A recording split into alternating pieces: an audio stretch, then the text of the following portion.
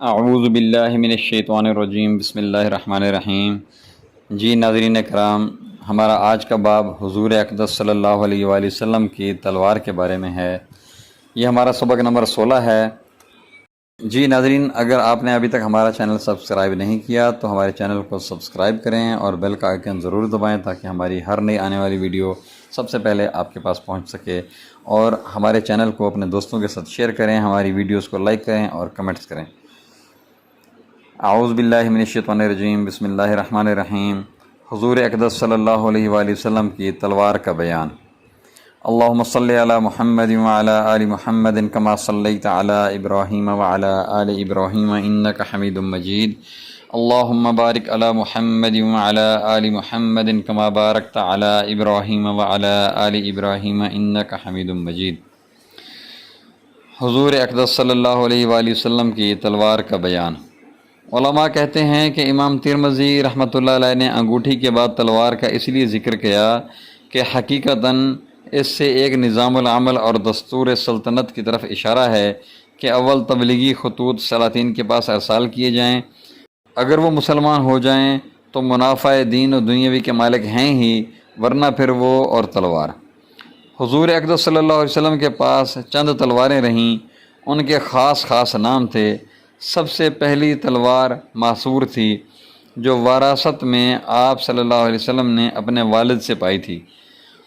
ایک کا نام قصیب تھا اور ایک کا نام قلعی، اور ایک کا تبار، ایک کا ذوالفقار وغیرہ وغیرہ تھا۔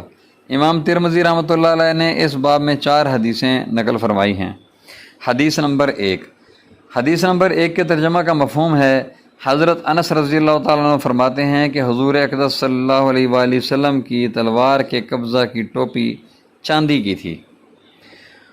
فائدہ: علامہ بیجوری رحمۃ اللہ علیہ نے لکھا ہے کہ یہ ذوالفقار کا ذکر ہے۔ فتح مکہ میں حضور اقدس صلی اللہ علیہ وآلہ وسلم کے پاس یہی تلوار تھی۔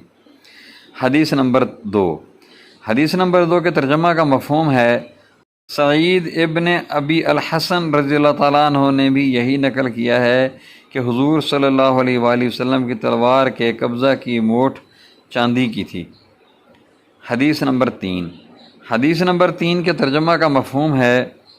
ہود کے نانا مزیدہ رضی اللہ تعالیٰ عنہ کہتے ہیں کہ حضور اقدس صلی اللہ علیہ وآلہ وسلم فتح مکہ کے دن جب شہر میں داخل ہوئے تو حضور صلی اللہ علیہ وسلم کی تلوار پر سونا اور چاندی تھا۔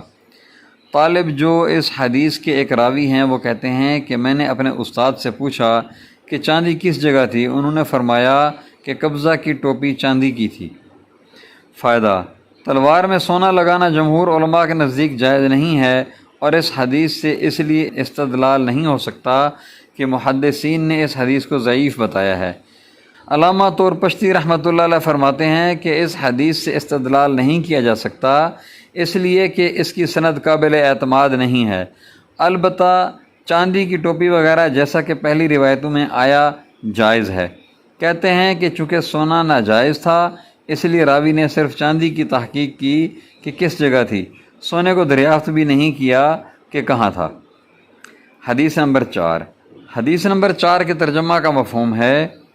ابن سیرین رحمۃ اللہ علیہ کہتے تھے کہ میں نے اپنی تلوار سمرہ رضی اللہ تعالیٰ عنہ کی تلوار کے موافق بنوائی، اور وہ کہتے تھے کہ ان کی تلوار حضور اقدس صلی اللہ علیہ وسلم کی تلوار کے موافق بنوائی گئی ہے، اور وہ قبیلہ بنو حنیفہ کی تلواروں کے طریق پر تھی۔